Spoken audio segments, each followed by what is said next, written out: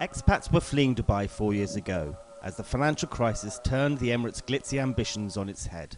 A quicker than expected recovery, helped by the unrest of the Arab Spring, has reminded people that Dubai is the easiest place to live in the Gulf. The city's more liberal atmosphere and great connections have made it the regional hub for bankers and businessmen. And with the emergence of a cultural scene, it's not just the tax-free sunshine and endless shopping that's attracting expats these days. Simone Sebastian, who works in the arts, met us at the Shelter, a workspace for freelancers. She says the financial crisis has stopped Dubai defining itself only in terms of money as the arts flourish. I'm a long-time resident. I've been here for over 25 years. And I feel like in the last few years specifically, there has been this very interesting change because we've been growing obviously year by year, but the growth has been mostly focused on business and tourism. But in the last few years, there have been more non-commercial activities.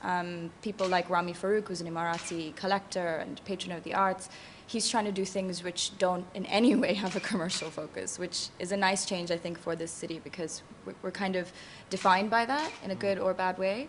So yeah, I mean, the change that's been happening has been, I think, a better one.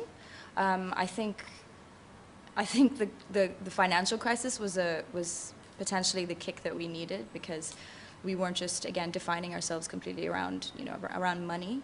Simone, who's of Indian origin, was brought up in Dubai.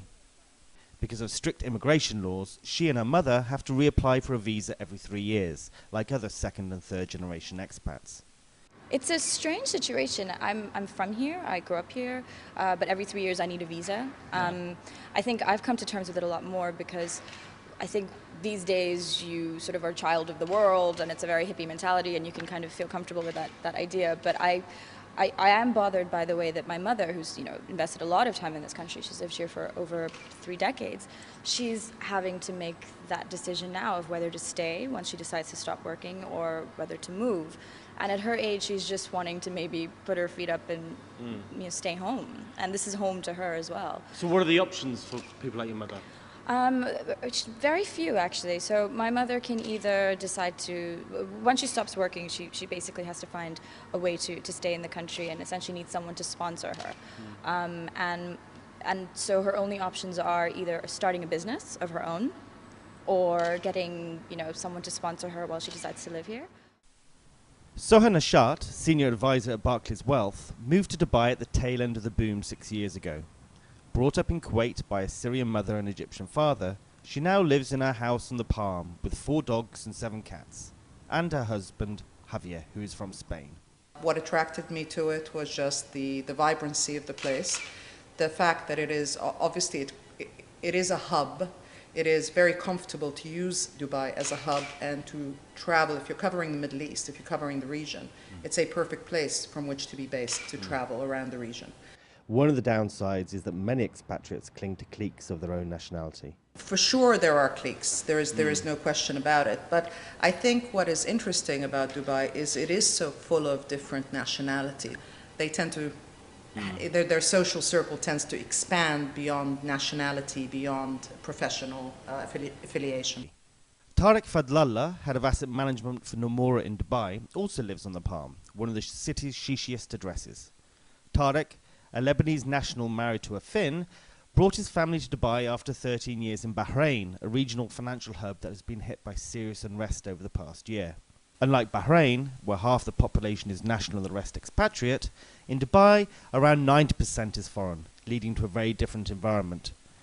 One of the aspects of Bahrain that we liked was the fact that you could interact with the local population, where whether it was at work, whether it was in the social context, taxi drivers and hotel workers there are local. You don't get that interaction here in Dubai. Tariq has sent his eldest son to boarding school in the UK, reflecting concerns about limited opportunities for teenagers. As you go through your teenage years, it becomes more challenging to keep children in the Gulf as a general rule. In fact, my eldest son has already gone to boarding school in the UK exactly for that reason, and that is that the extracurricular activities in particular are much more challenging for teenagers than they are for younger children. Dubai is still a young city, a fantasy land in a rough neighbourhood. It is still a tough place for the majority of expatriates, the low-income workers who eke out a meagre living. but the elite are still living the dream. This is Simeon Kerr for the Financial Times in Dubai.